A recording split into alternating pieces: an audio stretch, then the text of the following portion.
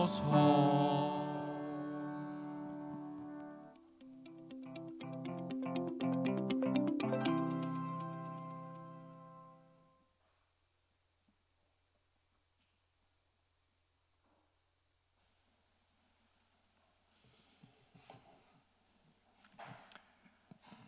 네, 행복한 안식일입니다.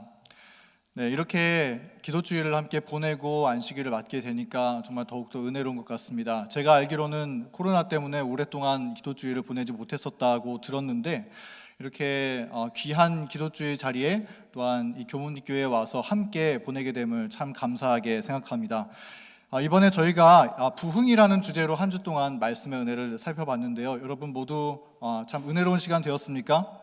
오늘 이 제목처럼 하나님께서 우리에게 성령으로 부어주시는 부흥이 우리 마음 가운데 넉넉히 임하고 끊임없이 더하여지게 되기를 간절히 바랍니다. 제가 이번에 이 목요일, 금요일 날 이 부흥이라는 주제로 말씀을 맡게 되었는데요. 제가 생각할 때 꽤 무게 있는 주제를 맡게 된 것 같아서 마음 가운데 또 두려움과 부담이 있는 것 같습니다. 그러나 성령께서 저의 부족함을 감춰주시고 하나님의 은혜로 이 시간 하나님의 말씀으로 우리의 마음을 이끌어 주시기를 간절히 바랍니다. 네, 한 번은 런던의 한 구석에서 어떤 한 노인이 낡은 바이올린을 켜면서 구걸을 하고 있었습니다. 그러나 거리에 다니는 행인들은 이 노인에게 별로 관심을 갖지 않았습니다. 그때 어떤 한 남자가 노인 앞에 섰습니다. 노인은 동전 몇 푼이라도 받기를 바라면서 연주하기를 계속했지만 이 남자는 그에게 돈을 주지 않았습니다. 그런데 돈을 주지 않는 대신 잠깐 바이올린을 보자고 하면서 달라고 하는 것입니다. 노인은 이 남자에게 그의 낡은 바이올린을 건넸습니다. 그러자 그는 능숙하게 음을 맞추더니 멋진 가락으로 연주를 하기 시작했습니다. 그러자 지나가던 행인들이 멈춰서서 이 남자의 음악을 듣기 시작했습니다. 사람들은 음악을 들으면서 눈물을 흘리기 시작했습니다. 그리고 점점 사람들이 모여서 교통이 마비될 지점까지 되었습니다. 그때 군중 가운데 한 사람이 이렇게 말했습니다. 저 사람은 바로 파가닌입니다. 그 유명한 바이올리니스트가 거리에서 바이올린을 켜고 있네요 라고 소리쳤습니다. 세계의 거장 파가니니가 노인의 낡은 바이올린을 잡아서 연주했을 때 그 거리는 정말 멋진 연주회 장으로 바뀔 수 있었던 것입니다. 이 이야기는 우리에게 참 중대한 교훈을 주는 것 같습니다. 아무리 낡고 노인이 연주했었던 그러한 바이올린일지라도 거장의 손에 맡겨지면 인류의 음악이 연주될 수 있다는 것입니다. 우리도 마찬가지입니다. 우리가 아무리 부족하고 연약한 존재들일지라도 최고의 거장이신 성령 하나님께서 우리를 통치하시고 능력을 부어주신다면 우리도 놀라운 일들을 경험하게 될 것입니다. 특별히 하나님께서 마지막 시대의 늦은비 성령을 우리에게 약속해 주셨습니다. 늦은비 성령은 오순절날 초대교회 때 내렸던 성령보다 더 큰 능력으로 나타날 것입니다. 우리는 그 늦은비를 받도록 기도하며 간구해야 하겠습니다.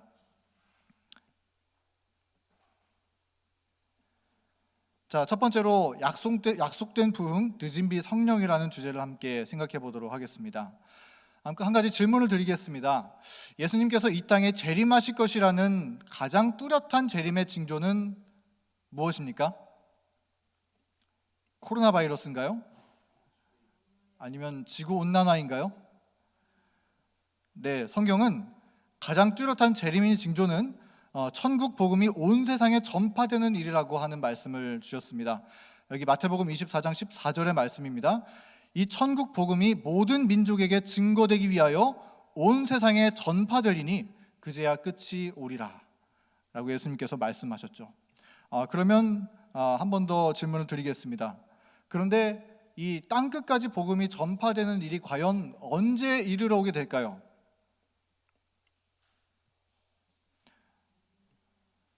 네, 너무 빨리 정답을 말씀해 주셨습니다. 감사합니다. 이 주제에 대해서 한번 어떤 사람이 슈퍼컴퓨터에 넣어놓고 모든 데이터들을 종합해서 검색을 해봤다 그렇습니다. 근데 어떤 결과가 나왔냐면은 복음이 이 지구의 모든 땅끝까지 전파될 수 있는 확률은 0%다, 제로다라고 이야기를 컴퓨터가 답변을 했다 그랬습니다. 그래서 제가 너무 궁금해서 요새 AI가 나온 거 아시죠? 챗 GPT라고 하는 AI가 질문하면 답변해주는 그러한 것이 나와서 한번 질문해 봤습니다. 기독교의 복음이 땅끝까지 전해지는 일은 언제쯤 이루어질 수 있겠습니까? 라고 질문을 해봤는데요. 이 AI의 대답이 무엇이었을까요? 네, 이렇게 대답을 줬습니다. 기독교의 복음이 땅끝까지 전해지는 일은 인류의 역사가 끝날 때까지 이루어지지 않을 것으로 예상됩니다 라고 AI가 답변을 하더라고요.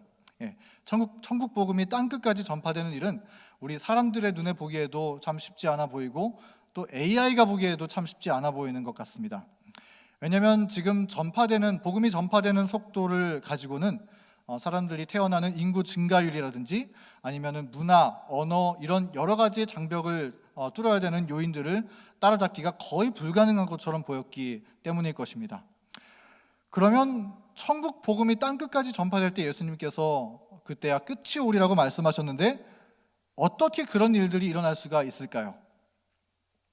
여기에는 AI, 슈퍼컴퓨터가 고려하지 않았던 한 가지 변수가 있다는 것입니다. 그것이 무엇일까요? 네, 성령의 역사, 늦은비 성령이 바로 그 비결이 되는 것입니다. 요한계시록은 그 늦은비 성령으로 벌어지는 역사에 대해서 다음과 같이 예언해 주고 있습니다. 이 일 후에 다른 천사가 하늘에서 내려오는 것을 보니 큰 권세를 가졌는데 그의 영광으로 땅이 환하여지더라. 이 말씀에 나오는 다른 천사는 이 세 천사의 기별처럼 어떤 공중에 날아가는 천사가 아니라 하나님의 종들을 의미하는 것입니다. 그리고 이 천사가 큰 권세를 가졌는데 그의 영광으로 땅이 환하여지더라고 성경은 말하고 있는데요. 큰 권세는 곧 늦은비 성령의 능력을 말하는 것이고 또 이 땅을 환하게 밝았다는 것은 이 땅이 어둡죠. 그러나 하나님의 품성에 대해서 어둡고 오해가 많았던 이 땅에 주님의 품성을 아는 하나님을 아는 지식을 환하게 비춰준다는 말씀입니다. 주님의 천국 복음이 전파된다는 의미죠. 그러므로 늦은비 성령은 사람들에 의해서 성령의 큰 권세의 능력이 임하였는데 그것이 하나님의 품성을 올바로 전하는 삶과 복음을 통해서 전해지게 되는 것이라고 요한계시록의 말씀은 우리에게 전해주고 있습니다. 자, 그렇다면 두 번째네요. 늦은비 성령이 우리 재림교회와 과연 어떤 상관이 있을까요? 이 사실은 굉장히 중요한 주제인 것 같습니다. 두 번째, 이른비와 늦은비는 무엇이며 이것은 서로 어떤 관계를 가지고 있는 것일까요? 우리 한번 이 늦은비 성령이 천국 복음이 땅끝까지 전해지는 비결이라 그랬는데 이른비 성령 후에 늦은비 성령이 오죠. 그것이 무엇인지 우리가 한번 살펴보도록 하겠습니다. 야고보서는 늦은비가 오기 전에 먼저 이른비가 있은 후에 그 다음에 늦은비가 있을 것이라고 설명하고 있습니다. 야고보서 5장 7절 말씀입니다. 그러므로 형제들아 주의 강림하시기까지 길이 참으라. 보라 농부가 땅에서 나는 귀한 열매를 바라고 길이 참아 이른비와 늦은비를 기다리나니. 우리는 지금 이른비와 늦은비라고 하면 그 의미를 알아듣기가 조금 쉽지 않습니다. 그러나 유대인들에게는 이것이 굉장히 익숙한 주제였습니다. 여기 마크 피니 목사님의 책에 이른비와 늦은비에 대해서 다음과 같이 설명되어 있는 것을 볼 수가 있습니다. 이른비와 늦은비는 이스라엘의 농업 주기의 일부분이다. 이른비는 땅에 심겨진 씨앗이 발아하도록 수분을 공급한다. 늦은비는 농업 주기 끝에 내리는 비로소 곡식들이 무르익어 수확할 수 있게 해준다. 늦은비가 없으면 최종적인 추수란 있을 수 없다. 늦은비는 마지막 때의 성령의 부어주심을 의미하는 성서적 상징이다. 성령께서는 예수님께서 재림하시기 전에 온 세상에 복음을 전파하는 사명을 완수하도록 하나님의 백성들에게 능력을 주실 것이다. 이 내용을 여러분 잘 이해하고 계시죠? 정리하자면 다음과 같이 정리할 수 있을 것 같습니다. 먼저 이른비는 이 가을절기에 해당되고 늦은비는 봄절기에 해당이 됩니다. 이른비는 어느 정도로 내리냐면은 촉촉하게 적당한 양으로 내리게 되는 비고요. 늦은비는 퍼부어지는 소낙비로서 내리게 되는 비입니다. 그리고 이른비는 이것이 촉촉하게 땅에 내릴 때 이 싹이 난 것을 이제 씨앗이 씨앗에 심긴 것을 싹이 나도록 발화하기 위해서 이른 비가 주어지고요. 또 늦은 비는 이 싹이 난 것이 자라고 자라서 마침내 추수하기 직전에 곡식을 완전히 무르익게 하기 위해서 마지막으로 소나기가 부어지는 것을 늦은 비라고 하는 것입니다. 그래서 이른 비가 내리면서 자라고 뿌리를 내리기 시작했던 곡식들이 늦은 비가 내리면서 완전하게 무르익어서 추수가 이르게 되는 것을 이야기하는 것이죠. 성경은 그래서 이 이른 비와 늦은 비를 통해서 이 지구 역사에 있는 두 번의 성령 부흥 운동을 묘사하고 있습니다. 자, 그럼 이른 비와 늦은 비는 어떤 것을 이야기를 할까요? 우리가 아는 것처럼 이 이른 비 성령이라는 것은 2000년 전에 오순절날 초대교회에 내려졌던 것임을 우리가 알 수 있습니다. 그리고 그 성령에 의해서 복음이 전파되었습니다. 성경은 이 이른 비 성령으로 인해서 복음이 능력 있게 퍼져나가는 모습을 사도행전에 기록하고 있죠. 하루에 3,000명이 회개했다고 이야기하고 있습니다. 그때 제자들은 그들이 하지 못했었던 외국어 방언으로 복음을 전하기도 하고 또 안진뱅이를 일으키는 그러한 이적들도 경험하는 놀라운 일들이 뒤따랐습니다. 그렇다면 늦은 비는 언제 내리게 되나요? 하나님께서 마지막 때에 땅끝까지 복음을 전파하기 위해서 늦은 비를 내려주신다는 것입니다. 그래서 하나님께 늦은 비를 받은 주님의 종들이 다시 한번 땅끝까지 복음을 전파하게 된다는 것이죠. 이 늦은 비를 받은 성도들은 사도들이 경험했었던 그러한 성령의 능력들을 경험하게 될 것입니다. 그리고 그들은 사도들이 예수님으로부터 직접 받은 순수한 복음을 들고 복음을 전파하게 될 것입니다. 그리고 늦은 비 성령을 받은 주님의 백성들에 의해서 온 세상 사람들이 자신의 운명을 결정하게 됨으로써 이때의 은혜의 시간이 맞춰지고 예수님께서 재림하시게 되는 것입니다.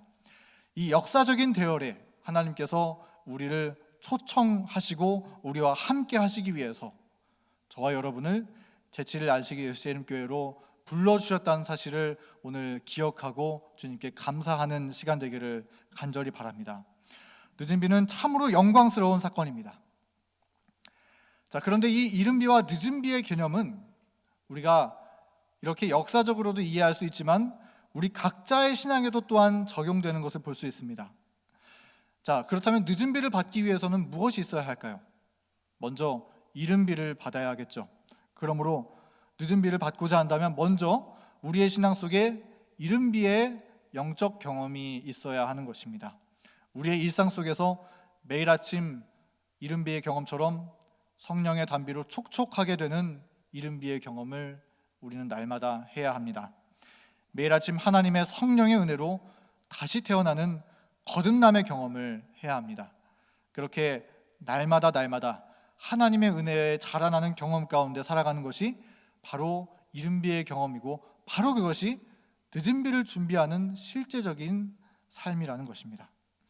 그러므로 이 늦은 비는 이른 비에 성화되는 경험 없이 내리지 않습니다. 늦은 비는 우리를 성화시키기 위해서 내리는 비가 아닙니다. 성화는 지금 우리가 경험하는 이른 비의 경험입니다. 늦은 비가 내리는 시점에 갑작스럽게 우리가 성화되고 변화되는 것이 아니라는 것이죠. 그러므로 오늘 우리는 이른 비의 경험 속으로 날마다 들어가야 하는 것입니다. 매일매일 하나님의 말씀을 읽고 또 주님께 기도함으로써 성화의 경험을 하는 것이야말로 진정한 늦은 비를 준비하는 신앙이라는 것을 우리가 기억하고 우리 모두 매일마다 이른 비의 촉촉한 하나님의 은혜로 함께 젖어 들어가며 준비되기를 간절히 바랍니다. 자, 그렇다면 늦은 비 성령이 재림교회와 어떤 상관이 있는가라고 하는 주제에 대해서 한번 생각해 보도록 하겠습니다. 자, 우리가 이것을 생각해 보기 전에 우리가 앞서 읽었었던 이 마태복음 24장 14절의 말씀을 다시 한번 보도록 하겠습니다. 이 천국 복음이 모든 민족에게 증언되기 위하여 온 세상에 전파되리니 그제야 끝이 오리라라고 예수님께서 말씀하셨는데요. 자, 그 다음 구절로 새 천사의 기별 말씀을 함께 살펴보도록 하겠습니다. 새 천사의 기별은 계시록 14장에 나타난 14만 4천이 전하는 복음을 설명하는 말씀인데 이것이 우리 재림교회가 전하는 복음인 것이죠. 이 말씀 안에 우리 재림교회의 정체성이 들어가 있고 또한 사명이 들어가 있는 말씀입니다.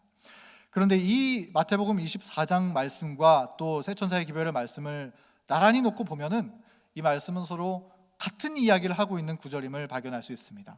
계시록 14장 6절입니다.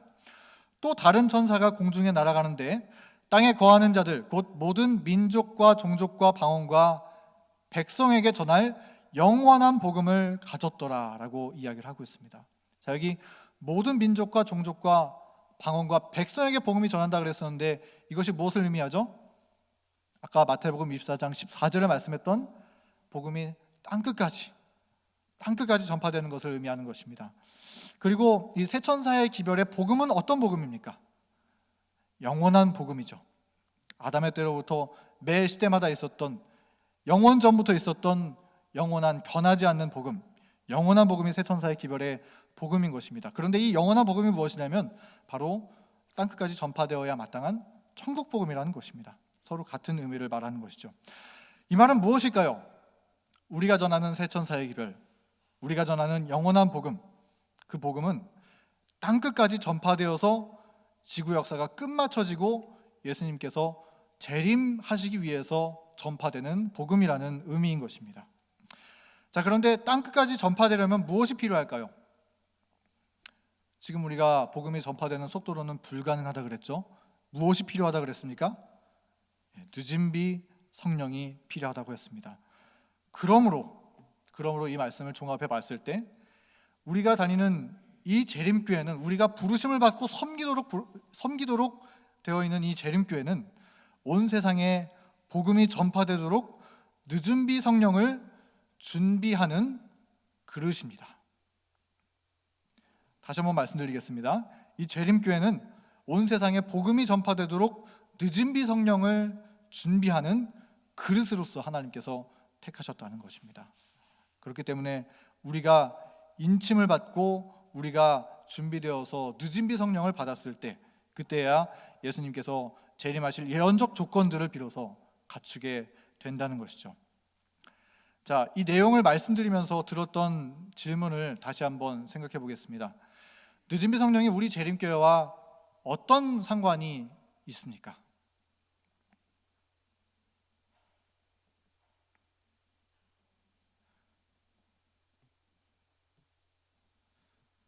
늦은비 성령은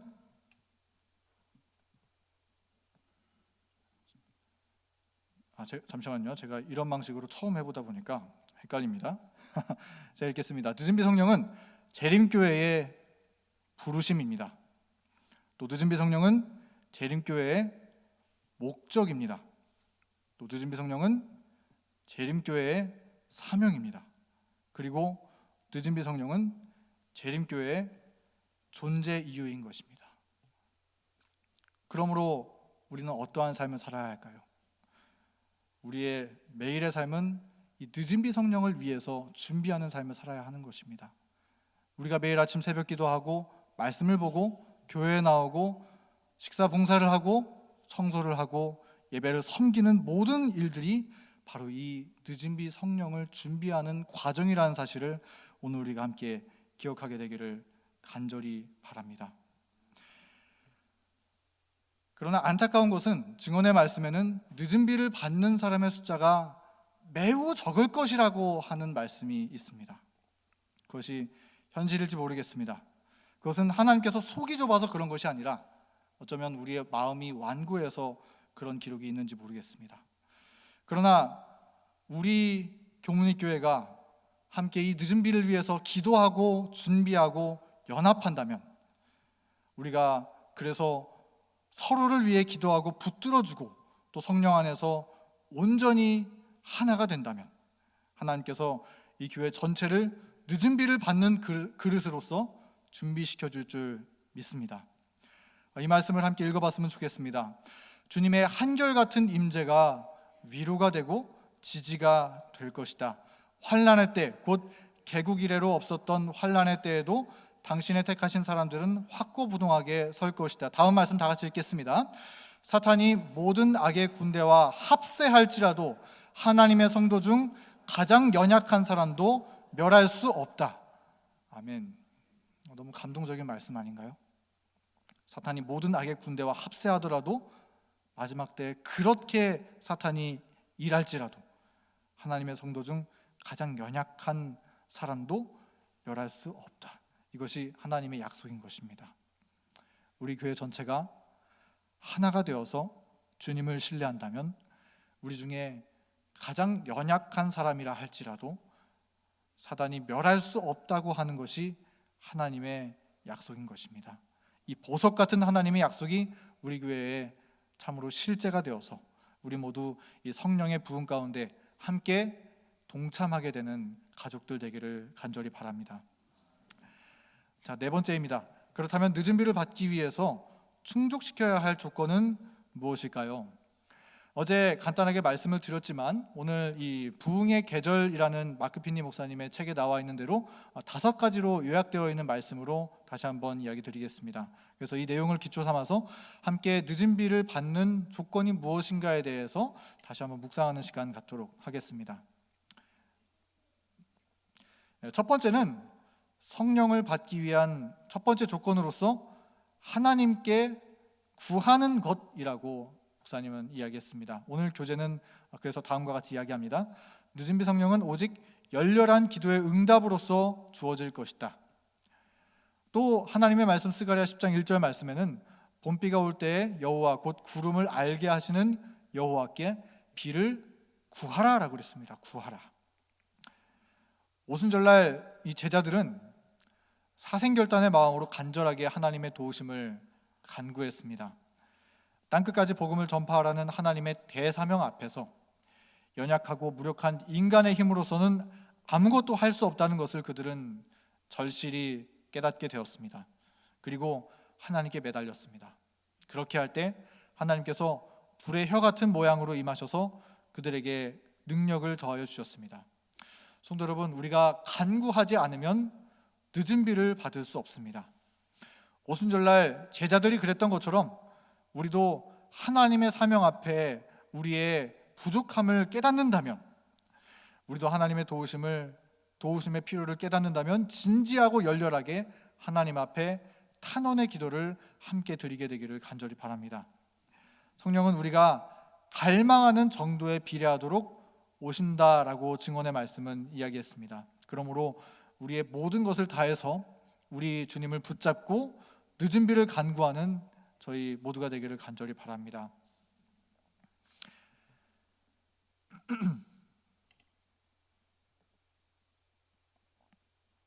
네, 두 번째 조건은 온전한 심령이라고 했습니다. 온전한 심령이 무엇일까요? 온전한 심령. 여기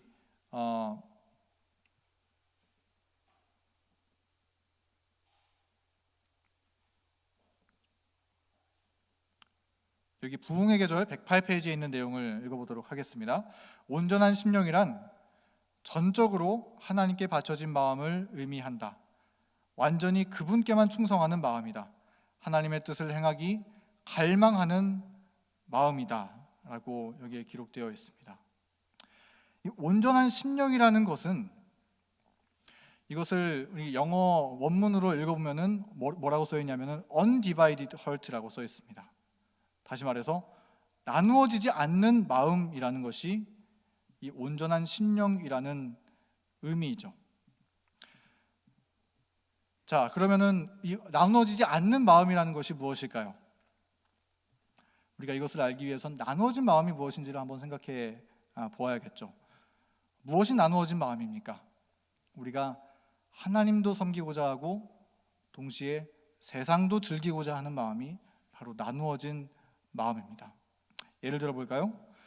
다윗이 하나님을 섬기면서 밧세바를 품고 싶은 마음의 계획을 가지고 있다면 그것은 나누어진 마음입니다. 아나니아와 삽비라가 하나님께 헌금하고 주님을 섬기고 싶으면서 사람들에게 칭찬도 받고 싶은 그러한 마음과 계획이 있다면 그것이 나누어진 마음입니다. 우리의 마음 가운데 하나님의 말씀에 순종하고 싶은 그러한 열망과 마음이 있습니다. 그러나 또한 동시에 세상을 사랑하고 죄를 죽이고자 하는 마음이 있다면 그것을 가리켜서 성경은 나누어진 마음이라고 이야기를 하고 있는 것입니다. 자, 그러면 나누어지지 않은 마음은 무엇일까요? 나누어지지 않은 마음이란 우리가 하나님만을, 오직 하나님의 말씀만을 충성하는 마음을 가리켜서 나누어지지 않은 마음, 즉 온전한 심령이라고 이야기를 할 수 있는 것입니다. 자, 여기 아래에 있는 말씀을 함께 읽어보도록 하겠습니다. 하나님께서는 남김이 없는 굴복 외에는 아무것도 받지 않으실 것이다. 하나님께서 남김이 없는 굴복 외에는 아무것도 받지 않으실 것이다. 나누어진 마음은 받지 않으신다는 것이죠. 하나님께 우리가 헌신하는 그러한 마음이 세상과 나누어진 마음이 아니라 우리는 하나님도 섬기고 세상도 섬길 수 없습니다. 성경은 그것이 불가능하다고 이야기하고 있지 않습니까? 하나님께 온전하게 헌신하는 마음, 주님께 온전히 우리의 삶을 바치는 마음, 그것이 온전한 심령이고 우리의 신앙이 되기를 간절히 바랍니다. 세 번째 조건은 하나님의 말씀으로 우리의 마음을 채우는 것입니다. 여기에 이렇게 기록되어 있습니다. 성령으로 충만한 삶은 말씀의 인도를 따라 사는 삶이고 말씀의 지시를 따라 사는 삶이며 말씀이 주는 능력으로 사는 삶이다. 성경은 성령 하나님을 진리의 성령으로서 소개하고 있습니다. 성령은 우리를 진리로 인도하시는 분이시고 진리로 자라나게 하시는 분이시며 진리에 순종하게 하시는 분이십니다. 그러므로 하나님의 말씀을 항상 마음에 채우고 말씀의 삶을 우리가 날마다 살아야 하는 것이죠. 우리는 말씀으로서 승리하는 삶을 비로소 살 수가 있습니다. 예수님도 광야에서 금식하시며 시험 받으실 동안에 하나님의 말씀으로 승리하셨습니다. 하나님의 말씀으로 전신갑주를 두르고 날마다 주님의 보호 아래서 이기는 경험, 또 승리하는 경험, 우리 모두 함께 살게 되기를 간절히 바랍니다. 네 번째 조건은 우리 사이의 모든 불일치를 제거하는 것입니다. 우리가 이 마가복음 9장에 나와 있는 이야기를 다 잘 아실 것입니다. 한 번은 예수님께서 예수님의 제자들이 서로 누가 높은가 하는 주제로 말다툼을 하고 있었습니다. 그러던 중에 귀신 들린 자를 만나게 되었습니다. 그래서 늘 그래왔던 것처럼 귀신에게 명하여 떠나라고 제자들이 이야기했습니다. 어떻게 됐을까요? 그날은 이상하게 귀신이 떠나가지 않는 것입니다. 자, 이 말씀은 우리의 연합이 성령께서 오시는 것과 관련이 있음을 말해줍니다. 우리의 연합이 깨어지면 우리 중에 누가 높은가 서로 이야기한다면 성령께서는 우리 가운데 역사하시지 않으신다는 것이죠. 그런데 그렇게 다투면서 서로 싸우던 예수님의 제자들이 주님께서 승천하신 이후에 그들은 하나로 연합되었습니다. 성경은 그래서 그들이 이른비 성령을 받던 오순절날에 다 같이 한 곳에 모였다라고 기록하고 있습니다. 사도행전 2장 1절 말씀입니다. 오순절날이 이름에 그들이 다 같이 한 곳에 모였더니, 여기에 다 같이라는 말을 이 원어적 의미로 살펴보면 단지 육체적으로만 모인 것이 아니라 마음이 진정한 연합의 정신으로 하나가 된 것을 의미한다고 말합니다. 제자들은 여전히 서로 다른 개성을 가지고 있었지만 한 마음으로 이 시간 연합했습니다. 그리고 그런 연합의 자리에 성령께서 이른비 성령으로서 임재해 주셨던 것입니다. 우리도 그렇습니다. 우리가 하나가 되지 못하면 성령께서 우리 가운데 임하실 수 없는 것입니다. 그러나 우리가 성령 하나님의 사랑의 띠로 하나가 될 때 성령께서 이곳에 함께 하시고 성령의 비를 내려주실 것입니다. 하나님께서는 우리가 하나가 되어서 주님을 맞이하라고 우리에게 교회를 주셨습니다. 우리가 서로를 사랑의 눈으로 바라볼 때, 예수님의 자비로 대하고 서로를 섬길 때 함께 늦은 비를 기다리는 교회로서 세워지게 되기를 간절히 바랍니다. 다섯 번째는 다른 이들을 위해서 활동적으로 일하는 것이 또한 늦은 비 성령을 받는 조건이라고 했습니다. 또다시 예수님의 제자들의 이야기를 생각해 보겠습니다. 예수님의 제자들은 주님이 승천하시고 나신 이후에 함께 모여서 간절하게 기도드렸습니다. 그런데 그들이 무엇을 두고 기도했을까요? 그들의 기도 제목 중에 하나는 그들이 만나는 사람들을 더 잘 섬길 수 있는 사람이 되게 해달라는 기도를 드렸다고 사도행적은 이야기해주고 있습니다. 여기 사도행적 37페이지에 있는 말씀을 읽어보겠습니다. 제자들은 사람들을 만나기에 적합하게 되도록, 그리고 매일의 교제에서 죄인들을 그리스도께 인도할 수 있는 말을 할 수 있도록 매우 열렬히 기도하였다. 제자들이 변했습니까? 네, 변했죠. 이전까지 누가 더 높으냐라는 주제를 놓고 싸우던 그런 제자들이 이제는 자신의 부족함을 깨닫고 기도하는데, 특별히 다른 사람을 만나고 섬기는 일에 적합한 사람이 될 수 있도록 도와주시옵소서라고 기도했었다는 것입니다. 여러분, 이것이 또한 우리의 기도 제목이지 않습니까? 저도 요새 간절하게 기도하는 제목이 이것입니다. 제가 교문이 교회에 오면서 더 느끼고 있는 것은 참 제가 사람들을 만나기에 적합한 사람으로서 준비되어 있지 않았다라고 하는 것을 느끼게 되는 것 같습니다. 그러나 맨날 이 싸우던 제자들도 그들이 연합하고 하나님께 사람들을 만나기에 적합하게 되도록 열렬한 마음으로 기도했을 때 하나님께서 그 기도에 응답해 주셨고 또 성령을 부어주신 모습을 우리는 성경을 통해서 보게 됩니다.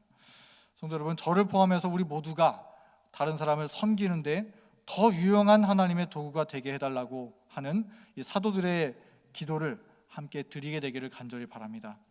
그래서 이 교회를 찾아오는 영혼들에게, 우리가 삶에서 접촉하는 영혼들에게 그리스도의 향기를 나누고 그들을 주님께로 인도하는 거룩한 사역에 쓰임받는 주님의 종들이 되기를 간절히 바랍니다. 자, 이제 말씀을 줄이겠습니다. 오늘 우리는 마지막 때 주님께서 약속하신 부흥, 늦은비 성령에 대해서 함께 말씀을 나누었습니다. 늦은비 성령은 하나님께서 영원한 복음을 땅끝까지 전하고 또 이 세상 역사를 끝마치시기 위해서 주시는 성령의 역사인 것을 우리가 함께 살펴보았습니다. 또 늦은비 성령을 받기 위해서는 날마다 우리의 마음을 은혜로 촉촉하게 적시는 이른비 성령의 경험이 있어야 함에 대해서 이야기 나누었습니다. 또 우리가 늦은비를 받는 5가지 조건에 대해서도 함께 살펴봤습니다. 그리고 늦은비는 우리 재림교회의 부르심이며 우리의 목적이며 사명이며 우리의 존재 가치라는 것을 함께 나누었습니다. 이제 마지막으로 드리고 싶은 말씀은 무엇이냐면, 재림 준비란 늦은비 준비다라는 말씀을 남기고 말씀을 드리고 싶습니다.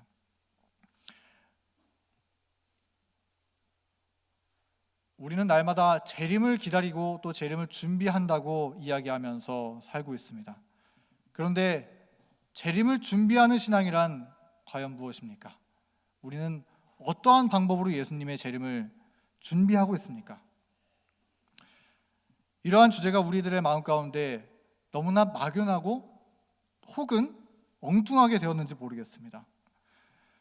우리의 타겟은 분명 예수님의 재림을 준비하는 것인데, 그리고 그 재림을 준비하기 위해서 늦은비를 준비해야 되는데, 어떤 경우에는 이 재림을 준비하기 위해서 아무도 만날 수 없는 깊은 산골짜기로 들어가서 그곳에 숨어서 먹을 것들을 비축해 놓고 그곳에서 재림을 준비하는 그러한 케이스도 있습니다. 물론 시골 생활이 나쁘다는 것은 아닙니다. 영감의 말씀에 나와 있는 기별이지만 사람을 만날 수 없는 그런 곳으로 들어가서 정말 힘들게 주님의 재림을 준비한다고 하시는 그러한 일들이 또한 우리 가운데 있는 줄 우리가 알고 있습니다. 혹은 주님의 재림을 기다린다고 하지만 여전히 세상 가운데서 깊이 이 세상을 사랑하면서 또한 살아가고 있는 우리들의 모습이 또한 있는지 모르겠습니다. 주님을 기다리는 가운데 주님을 기다리다가 점점 지치고 지쳐서 그것이 무뎌져서 주님께서 더디 오시는 것 같다는 생각이 마음 한켠에 들어서 그런지 우리들의 신앙이 점점 소홀하게 되는 것이 아닌가, 우리는 다시 한번 우리의 심령을 되돌아보게 됩니다. 그러나 다시 한번 생각해 보아야 할 것은 무엇이냐면, 늦은 비가 있은 후에 주님의 재림이 있다는 것입니다. 늦은 비의 영광스러운 성령의 역사가 있은 후에, 이 복음이 땅끝까지 전파되는 일이 있은 이후에 은혜의 시간이 맞춰지고 주님께서 재림하신다는 것입니다. 그러므로 먼저 늦은 비를 준비하는 사람이 참으로 주님의 재림을 준비하는 사람이라는 것입니다. 언젠가는 다가오게 될 날이라고 막연하게 생각하면서 재림의 날만 기다리는 것이 아니라 오늘이라 주어지는 기회 속에서 매일의 은혜에 충실하고 하나님께 감사와 영광을 돌리는 삶을 사는 것, 그런 충만한 이른 비의 경험을 우리가 살아갈 때 성령께서 우리에게 늦은 비 성령을 또한 부어주실 것이라고 확신합니다. 성령께서 우리 각 사람의 믿음을 늦은 비를 준비하는 신앙, 참된 재림 신앙으로 인도해 주시기를 간절히 바라면서 오늘의 말씀을 정리하겠습니다.